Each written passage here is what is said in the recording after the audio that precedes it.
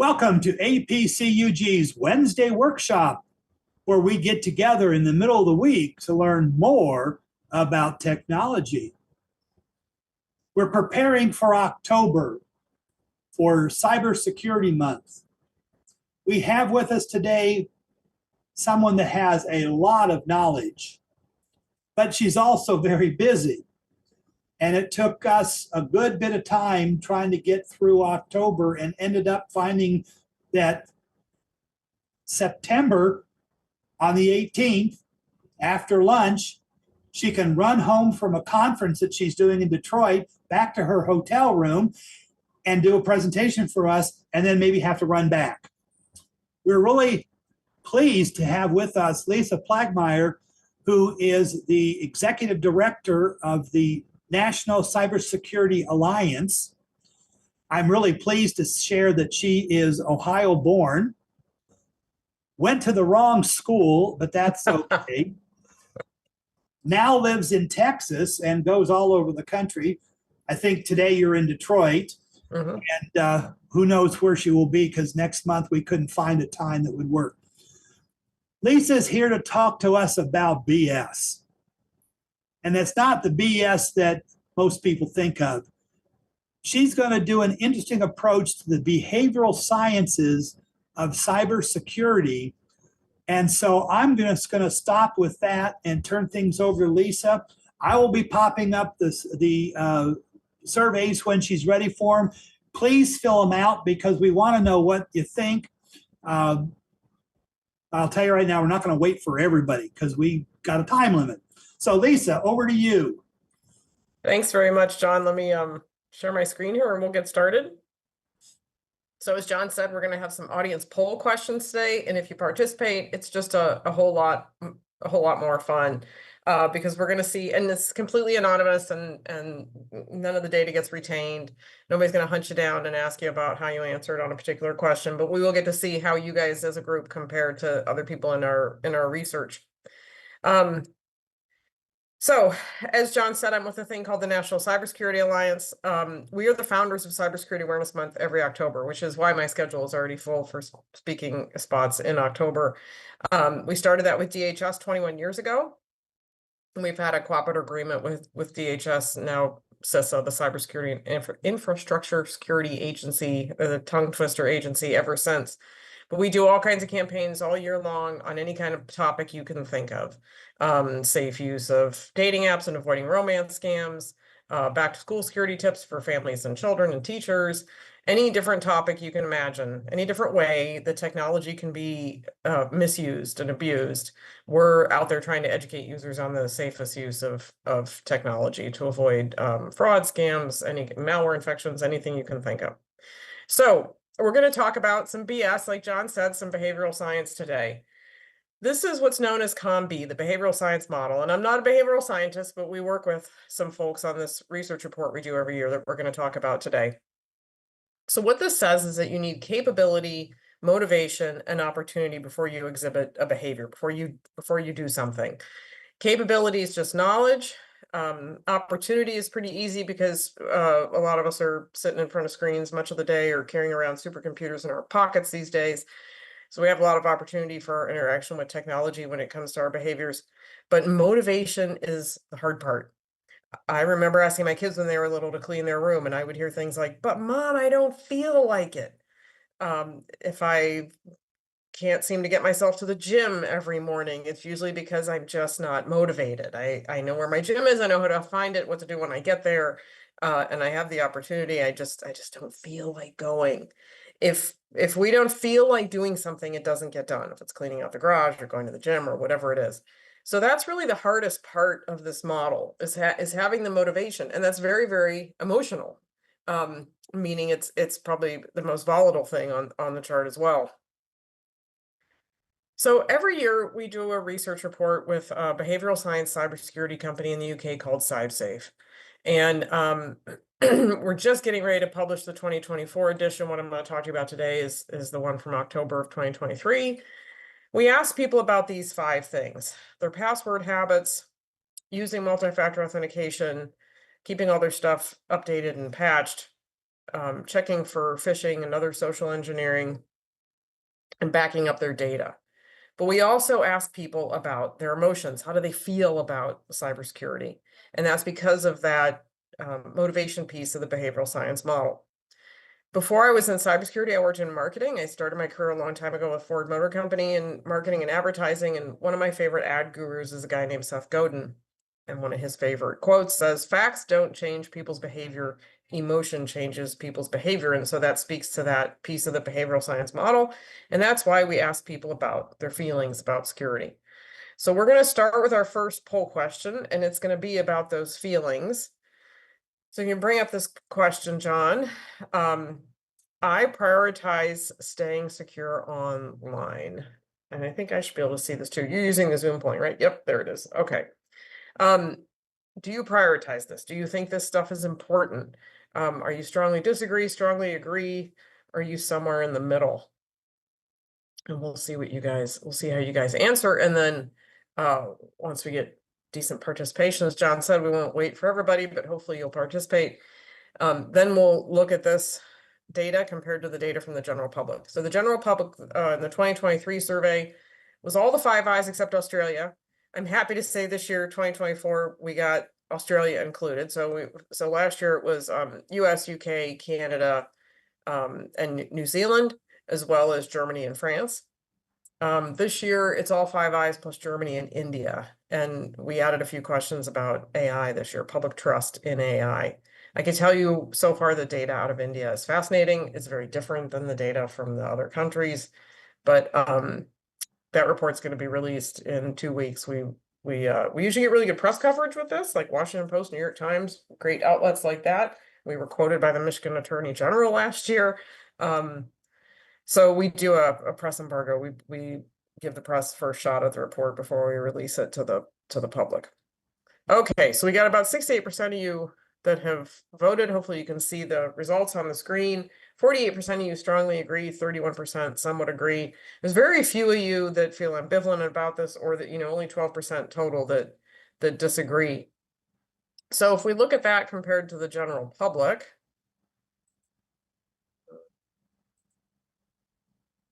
it's not too dissimilar, surprisingly, right? The public is also very likely to say that they prioritize this. It feels like a little bit of motherhood and apple pie. Like who wouldn't say? Let's see. Are you guys able to see the results, or do I have to hit the share button? John, could everybody else see the results from the? They should be able to. They should be. Okay, cool. So it feels like a little bit of motherhood and apple pie. Like who wouldn't say this is important? Like who goes onto the internet to be defrauded, or doesn't think it's important? Well, it's younger people. It's younger folks that are actually the least likely to agree with this statement and the most likely to actually disagree. It's the Gen Zs and the millennials. And as you can see, the older we get, the more we say that this is a priority. So so we actually believe that this is because the older we get, the more assets we have to protect. So we care a little bit more about it. But we'll look at some more generational differences in a minute. Our second question: staying secure online is under my control. I'll let John pull up the poll and you guys can vote. This is really important. This idea of feeling like it's under our control, that what we do matters, that we have a sense of personal agency. As you can imagine, if you don't think that what you do matters, you're probably not going to do anything.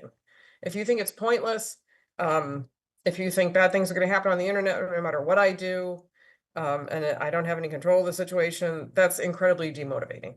And you're probably not going to do anything. So I'll give you guys a second to answer this one. And this one has some interesting generational differences to it as well. Until we included India this year, we don't see huge differences amongst the countries, except that the Germans are a little less attacked. The Americans are the most attacked. When we ask people if they've been compromised in some way, Germany after the war was the first country to have really strong data protection laws for obvious reasons. And there's a lot less of their data being stored by the government and different organizations than is the case for most of us in the US. And I think that actually helps in the world of data breaches. I think it actually helps to have less data out there available about us to begin with. Okay, so 55% of you somewhat agree and another 29% strongly agree. So again, pretty high percentages here. Nobody strongly disagrees with this. That's great. I think it's fantastic that you guys understand that this actually makes a difference, that you can make a difference, that there are things you can do that make a difference. Just some of you feel like you're not sure, and only 9% somewhat disagree with this. If we look at the general public, if you add up the agree and the strongly agree, then y'all aren't far away from each other at all. A little bit more of you guys feel more strongly about this. Oh no, wait a minute. We've got, yeah, 80 something percent, 50. No, more of them feel ambivalent. Sorry about that. So about 30% more of you agree with this statement. The public isn't sure. They're really not sure. If you look at the results there, when you see that a third of people just aren't sure, like, do I have any control over this? Does any of this stuff, is there anything I can do that will make a difference? Again, we see a difference by generation. The younger you are, the more likely you are to feel that it's pointless, that there's nothing I can do, that I'm just going to be victimized on the internet. And that's a problem, because those younger folks then aren't going to do the basic things that they could do, some of which are very easy, because they don't feel like it's going to make a difference. So I think there's some learned helplessness going on here. This is a theory back from my freshman year psychology class in Ann Arbor. There's also been research done at the Ohio State University about breach fatigue, breach apathy. These are really a thing. And younger folks, we think, who have grown up with data breaches in the news, people like my 20-something kids who've grown up with technology or were handed iPads when they were in, second or third grade. It wasn't too long after that the bad headlines started about, data breaches and security incidents that are in the news. And that news never comes with practical advice on what you could do to protect yourself. You kind of feel like some company you do business with or some company that has your data has been compromised and there's nothing you can do about it. So we're not surprised that younger people feel this way. And we work really hard to craft messages that resonate with them, so that they can change some of their basic bad habits and be less vulnerable.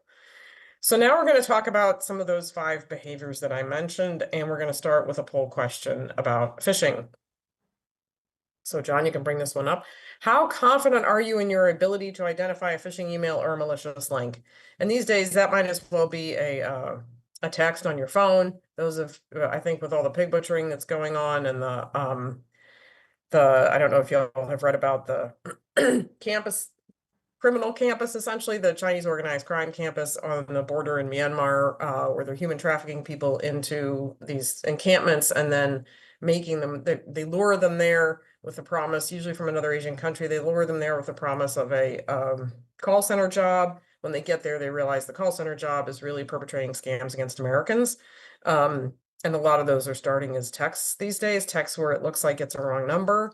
And they're just trying to get you to engage in conversation. And from there, it's like a friendship or a romance scam, and then crypto scam, and then full-blown pig butchering, which is not my name. That's just the Chinese translation for the scam. Let's see. How confident are you? So we've got pretty good participation on this one. You guys are pretty confident. That's a good thing. Overconfidence is a bad thing when it comes to social engineering. But having a decent amount of confidence, I think, is a really, really good thing. Let's see. Can you guys see the results to that? I think so. So 56% of you feel confident, another 29 feel very confident. So that's the let me bring that back up, because when you click it, it goes away too. Oh, then I won't click it all. I'll ignore what's happening and let you drive. I'll take my hands off. I usually wait until you go to your next slide, then I go, but there's ours right there. Yeah. So I'll bring up the next slide.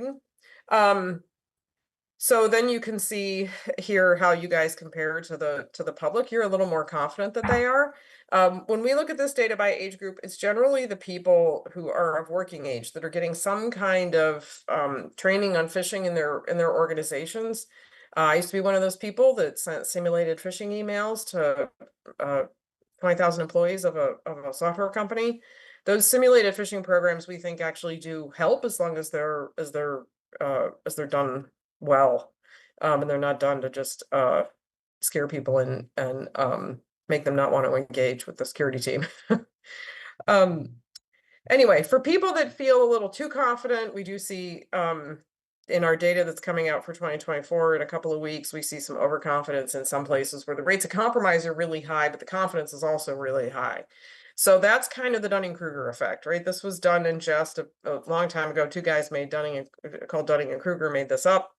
They meant to do this as kind of a joke, but it's kind of true when you think about it. This is this idea of a cognitive bias that just means that we presume that we know a lot more about things than we really do. And I think right now with social engineering and how it's being aided by AI, like the quality of the phishing emails of the Zoom calls, just like we're doing right now, where you think you're talking to somebody that you know, but you're actually really talking to somebody like a human that's been AI generated and having a live conversation. Like it's getting really, really, really hard to detect social engineering using AI. We're all putting this stuff to good uses in the legitimate world, but then there's the whole criminal underworld that's using it too. Anyway, this just says that we start off with the peak amount ignorance. We don't really know that much about something, and the more we learn, the more we realize that it's a little more complicated than we thought. So we're constantly reminding people to slow down and make sure that what they're clicking on is what they think they're clicking on. A lot of bad things start with phishing emails. All these companies that had major data breaches in the last 10 years or so, they all started with a phishing email. Most ransomware attacks start with a phishing email. A lot of bad stuff starts with phishing emails. And no matter how hard they work at it, there's never going to be 100% filtering by, Microsoft or Proofpoint or Gmail or whoever we're using for our email or our secure email gateway.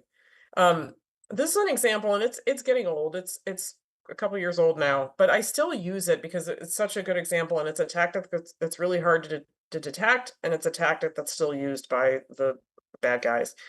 So this was an email that came into a company that I used to work for that had 35,000 car dealers as customers around the world, and this came from a car dealership to one of our salespeople. And if you're a salesperson, you get a DocuSign email, you're probably going to click because you think you have a signed contract or something, right? Like this is a good thing. This is good news. So of course he clicked. Of course, luckily our software was able to block him. It was trying to take him to a credential harvesting site where they would have just captured his username and password. Pardon me, it was a fake DocuSign site. But the proxy blocked him from being able to get to that site. Now, this was from the real sender's address. This was not from a spoofed sender address. So I asked the salesperson, were you expecting a DocuSign email from this customer? And he said, no, but we're in the sales cycle, and I was actually expecting him to send me a PDF of a signed contract.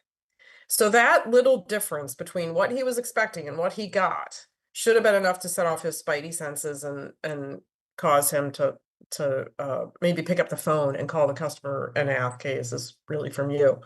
So how does this happen? How do you end up with a phishing email from a legitimate sender address? Well, in this case, the car dealership had a network compromise. When bad guys get access to email inboxes, they're not in there kind of reading through our emails like we might think. It's not the hacker in the hoodie. They're probably sitting in a cubicle somewhere because it's their job, just like I have a job. And they're using software to help them be more efficient and more effective. So they're going to go into Outlook, they're going to set up auto forwarding rules and filtering rules, and they're going to use all the technology they can to try and find threads where they can jump in on the email thread and send something that looks appropriate for the context. Like this looked very close to what the salesperson was expecting. So in the context of this thread of this sales situation, this looks like something that you would click on, and the salesperson did click on it. They work really quickly because they know as soon as somebody realizes that they've got access they shouldn't have, they're going to get kicked off the network and booted out of the email.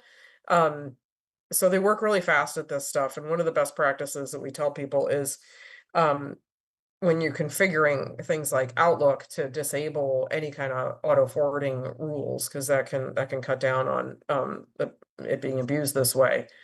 But really, it's because the sender address is legitimate, it can be really hard to detect. The only other thing at the time, I mean, the Norton logo looks a little off, but the DocuSign emails at the time included a serial number. And that's something I didn't even know until I went to the DocuSign email website and checked, like how to tell a real DocuSign email from a phishing DocuSign email. But really, the salesperson should have picked up the phone and called. Our research tells us that 72% of people, sometimes very often, or always reach out to a person to verify if a message seems unusual. If you'd have told me to do that 10 years ago before I got into cybersecurity, I would have said, no, that sounds socially awkward and I don't want people to think I'm paranoid. I'm not going to do that. But I'm here to tell you that most of us do that at one point or a time or another, because this is so prevalent these days. And 2/3 of people say they very often or always check for phishing before they click on anything. A lot of organizations have one-click phish reporting buttons, like you see the images here. Gmail has kind of hidden it. It's doesn't always display on every single email, and I can't quite figure out the algorithm, why that's happening and why it's not. If you have an email open and you go to those 3 little dots at the top on Gmail, you'll sometimes see now a report phishing button in addition to the report spam option, but that's where that lives on Gmail. Companies who are using and organizations that are using these one-click or two-click phish reporting buttons, this is really to lower, the harder an activity is to do, the harder behavior is to do, the more motivated we have to be to do it.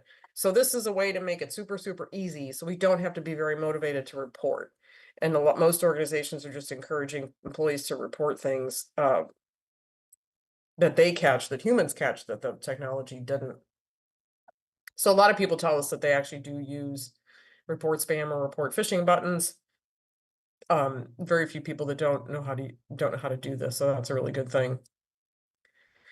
So our next behavior on that list is passwords, and we have another question for you about passwords. You skipped one of the surveys on 24. Oh, which one was it? Slide 24. What is it? On which way you do it. Oh, yeah, we don't have a poll question for this one. So if you made Oh, yeah, we do. Oh, do you want to? Oh, go ahead, then we'll ask. Oh, no, this is coming up. How long are the passwords you usually create? Yeah, not every one of my slides has a.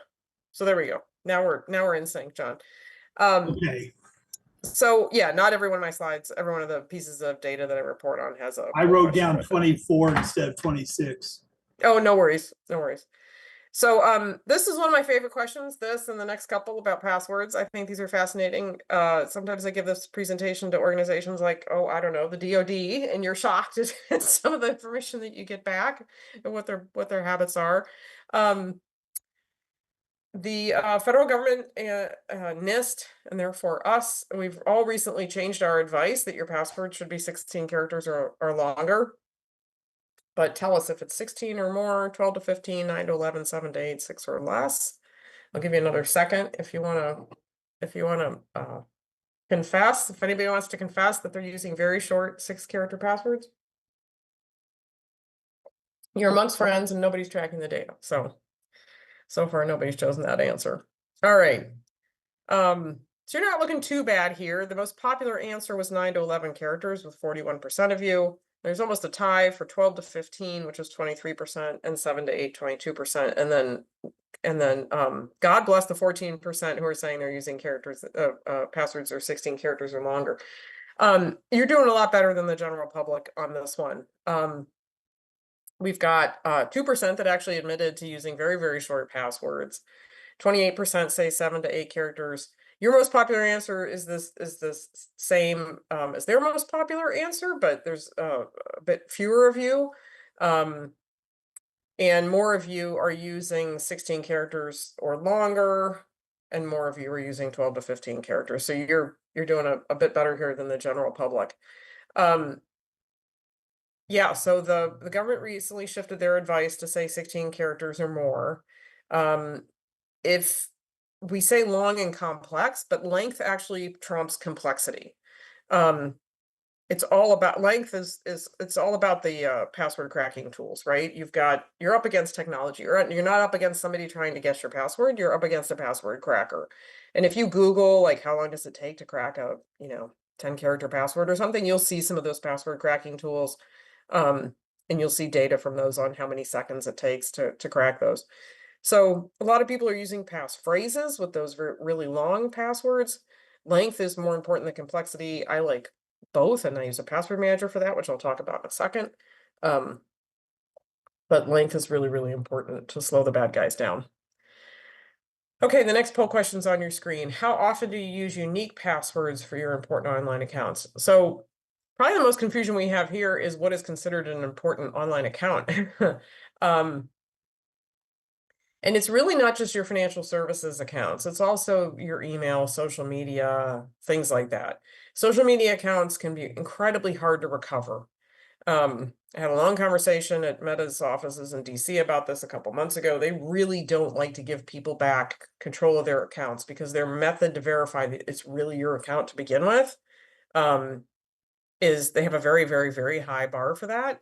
I argued they should have a much higher bar for account takeovers, so they should enable MFA by default instead of letting people create accounts that don't have MFA.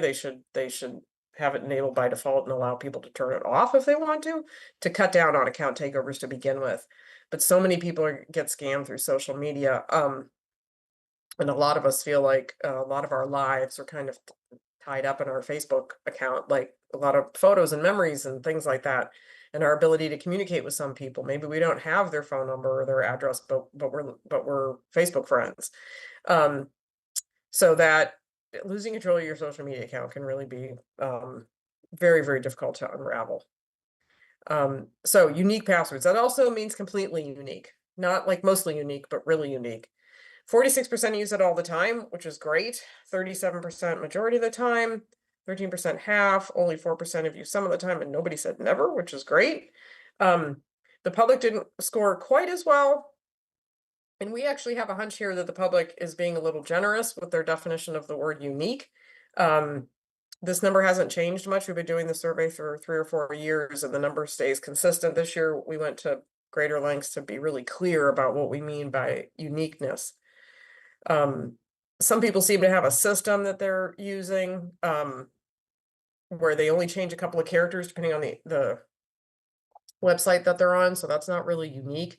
So why does this matter? Why does it have to be completely unique and long and complex? And why can't I use the same password twice or even a version of the same password twice? Years ago, before I was in security, Yahoo had a data breach, and that made the news. And I just remember thinking, who cares? I had a Yahoo account a long time ago with my AOL dial-up and my modem. And when we were all first getting online in the 90s, I guess it would have been early 2000s, a lot of us had Yahoo accounts. A lot of us don't use those Yahoo accounts anymore. So I thought to myself, when this breach happened, it was probably about 10 years ago or so, who cares? If some bad guy wants to log into my Yahoo account, I don't have anything in there of value, like they could have at it. And what I didn't know at the time was that they're going to take that username and password and using technology again, they're going to see if I've used those credentials. They're going to try those on all different kinds of accounts, and they're going to use tech to do it. So they're going to do it at scale. They're just going to spray and pray across the internet. So they also know that we have this bad habit of iterating on a password. We think it's something that's long and complex, but we can remember it.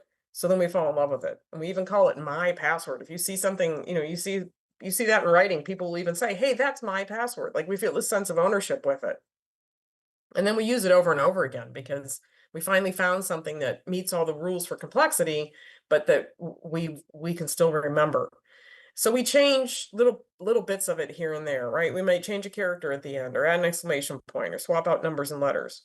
Well, guess what? The bad guys are going to use technology to do that too. They're going to cycle through all those iterations using software and try all those different possible iterations of our password on different accounts just to see where it gets them. So then you say, okay, fine, I get it. It's got to be really long. It's got to be complex. And I absolutely can't use anything similar across different websites. So then what do I do? How do I keep track of all this?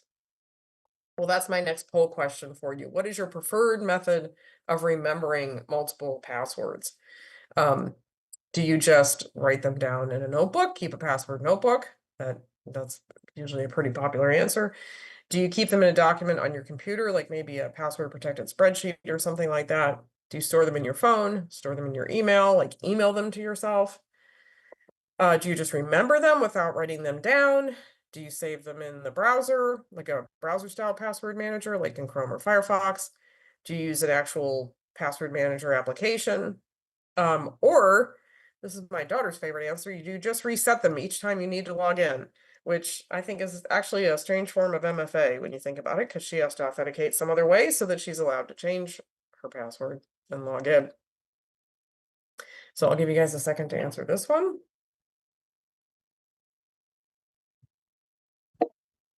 So far, I think the password notebook is pretty popular, which is by and far the most popular answer every time I give this presentation, even to folks like the DoD. A lot of password notebooks out there.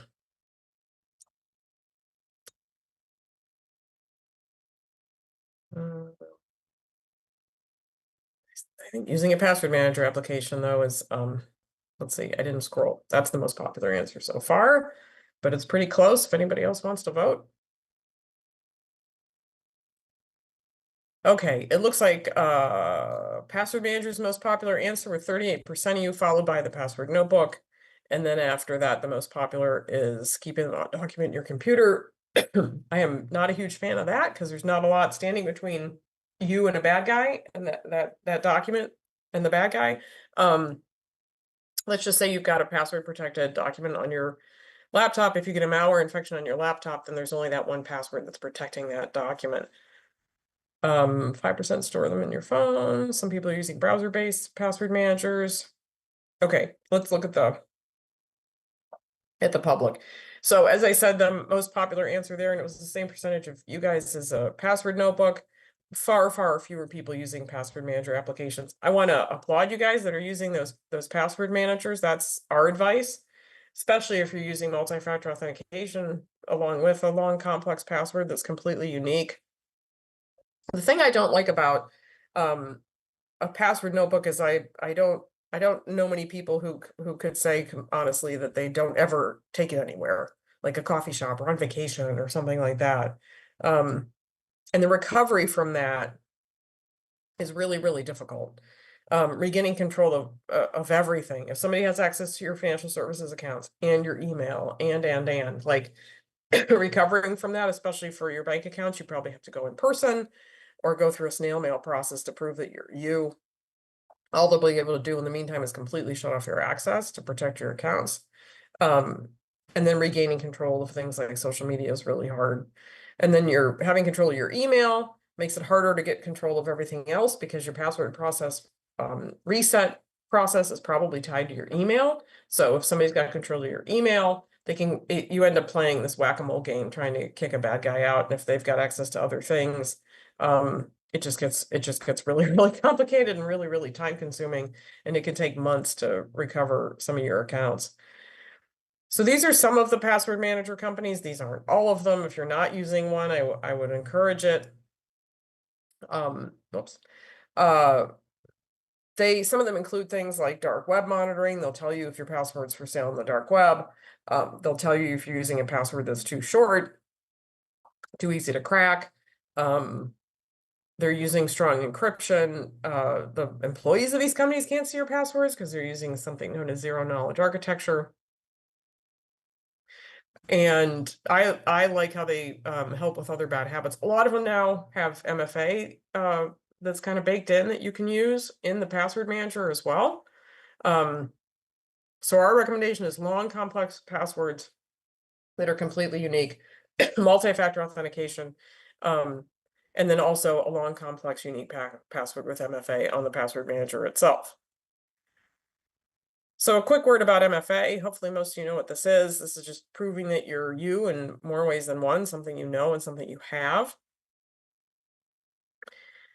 We asked people about this, and a lot of people said they never heard of it. We blame the name. We did some man on the street interviews a couple years ago, and what we learned is that as soon as you say to people, you know that thing you have to do with your phone when you want to log onto your bank account, then they know exactly what we're talking about. So we wish it had a catchier name. Once people start to use it, they're highly likely to continue using it, which is really, really good. but we're not a big fan of the name and the acronym. We wish we could change that. Updates and backing up your data. A lot of people think their devices are automatically secure somehow. 35% of people.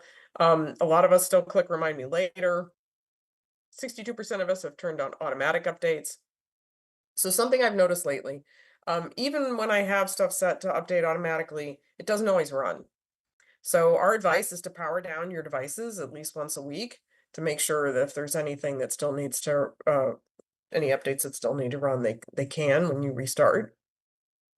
But you should still set them to automatic.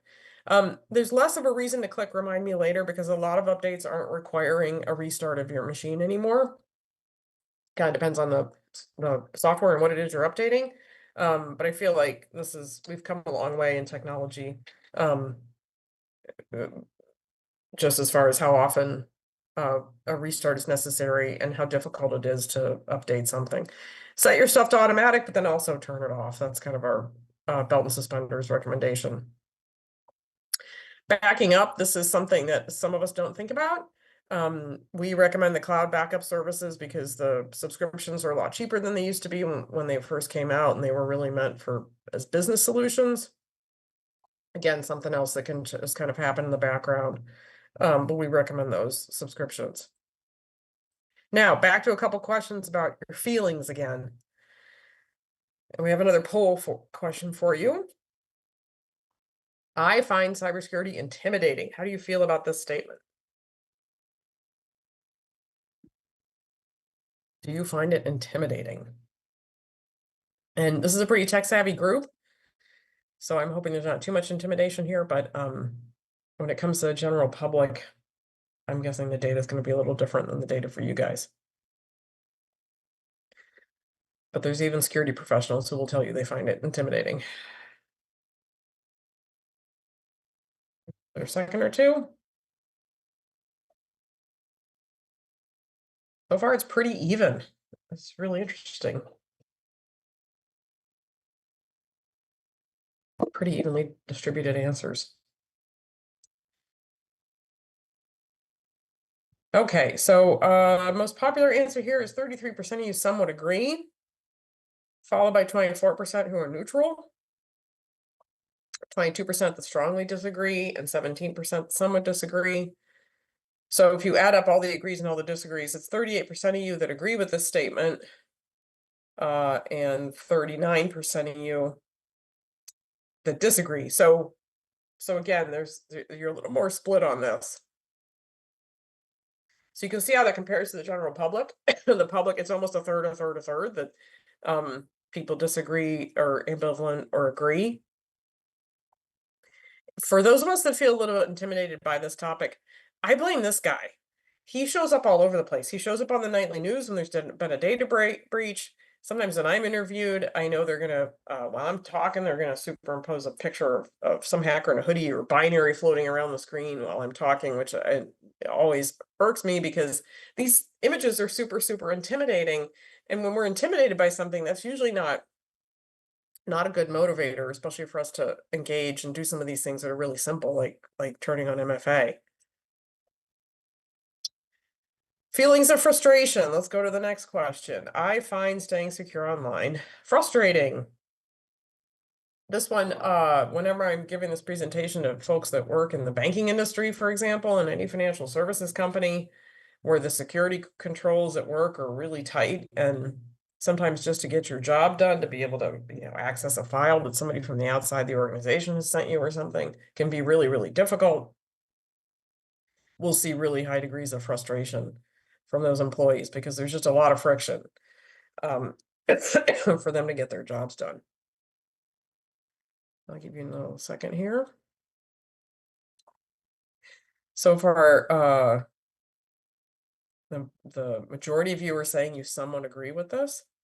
There can be lots of reasons behind this. You can be a security person and be really frustrated because you have to be right all the time. The bad guys only have to be right once. Trying to protect an organization when a nation state is attacking you can be really frustrating if you work in cyber. The fact that there's not a little more regulation that makes some of this stuff a little easier can be a little frustrating, or a little more cooperation between the public sector and the private sector to cut down on this stuff. And sometimes it's just that user friction that I described. So 52% of you somewhat agree, and another 6% strongly agree, so it's 58%. And then 32% disagree, and 10% feel neutral about this. The public feels very different. Like, a lot of them aren't sure. And again, it's a little bit of this a third dynamic here of feeling frustrated. But again, this is not an emotion that's good for our motivation. Feelings of intimidation and frustration, like, this isn't going to make you want to go sit down and pick out a password manager and start using it. It's a little bit demotivating. People also have high degrees of worry. 50% of people say that they feel like they're likely to be the target of cybercrime. So not just that it's going to be, I'm going to get a random phishing email, but somebody's actually targeting me. And 58% say that they worry about falling victim. So again, this, all these negative emotions, worry, intimidation, frustration, all this stuff, those are not necessarily great long-term motivators for behavior change. So I got one more question from you. If you've had any kind of training on these types of things, maybe it was someplace where you work or used to work, or maybe it's some other organization that you're a part of that does any kind of training on how to recognize a phish, how to use MFA, any of these types of things. If you've had any of that training, what behaviors have you changed as a result? Do we have this one loaded in there, John? There we go. So you can You might have to answer. scroll down Yeah. to get the bottom choices, because it's multiple choices time. Yeah, you can answer all that apply to this one. So if you've changed any of these behaviors, maybe you watched a webinar or read something that taught you something about these things in the past. If you learned something and then were intrinsically motivated yourself to change your behavior, what behaviors did you change? That's what we're looking for here. So it could be many things. Sorry for my cough today.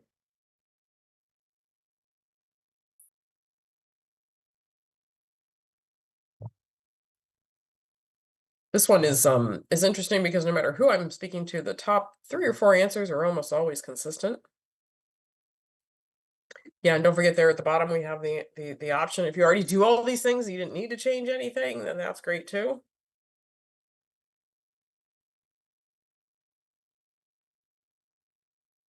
It's a lot of clicking happening. I like seeing the bar move while everybody's answering. I get to watch all the answers stream in. All right, we're going to look at that compared to the public. So far, let's see. Your most popular answer. They haven't seen the results yet. You get to Okay. see as it goes. Now I'm showing them what the results were, and you may Okay. have to scroll down to see all of them. Yep. So the most popular answer is I got better at recognizing phishing, which is also the most popular with the public. Let's see, after that was using MFA, which is also usually in the top 3 or 4. And then after that, for you guys, we have installing updates, using strong, unique passwords, using a password manager, backing up data. And 17% of you said you already do all these things. You didn't need to change anything. So that's really good. What I like about this is the small number of people who said they didn't change anything at all. In your case, it was only 3%. In the case of the data from the public, it was 6%. What that means is you had intrinsic motivation. Like, you learned about this stuff and thought it was worth doing. And you were motivated on your own to make these changes. So the next time you read about some of these things, or you learn about, some new security tool or behavior or something that you could go enable or turn on that would make your account safer, I don't want you to think about the hacker in the hoodie. I don't want you to think about worry or frustration or intimidation. I want you to feel like this. All this kind of knowledge should feel empowering. And my fear about what we see in the news and everything, all the bad news about the state of cyber is that it doesn't feel empowering. And there's too much security training and too much messaging out there that uses fear to try and get us to change our behavior. And I think rather than talking about what bad thing can happen if you don't do these things, that it's worthwhile talking about how much better you'll feel if you do some of these things, like the peace of mind you can have. I had an account get compromised a long time ago before one of the hotel points programs offered MFA. I had my account wiped out and called them in the morning, and they had to claw my points back from some bad guy who was turning them into gift cards. And they were able to get my points back. But then when they started offering MFA and I turned it on, I have a lot more peace of mind. I don't worry that I'm gonna wake up in the morning and all my hotel points are gonna be wiped out. So I think it's worth it for the peace of mind. Just to recap real quick, we talked about password habits, using MFA, installing updates, checking for phishing, and backing up your data. And if you guys are interested in these topics, or you're trying to convince other people in your family to make some changes to their use of technology, we have all kinds of content on staysafeonline.org and on our YouTube channel. We actually have a video series that I'm going to throw in the chat real quick. Let's see. We have gotten 8.2 million views of these videos. It's like watching an episode of The Office, but it's like The Office of the bad guys. I'll put that in the chat, Cubicle series. And I see here one question where somebody asked what age group. So that for all the questions, all the data that we talked about today, it was people from age 18 all the way through retirees. So just basically adults. We followed census data in every country. And we do that every year. So depending on what the census data shows, we match the demographics of our data to the census in that country so that we have a representative sample. But anyway, I invite you to follow us on social media or visit staysafeonline.org. We also have a newsletter you can sign up for that tells you the latest and greatest of what's going on in the world of security. Cybersecurity Awareness Month is October. Data Privacy Week is in January. But we've got articles that are helpful on every different question you could possibly have around cybersecurity.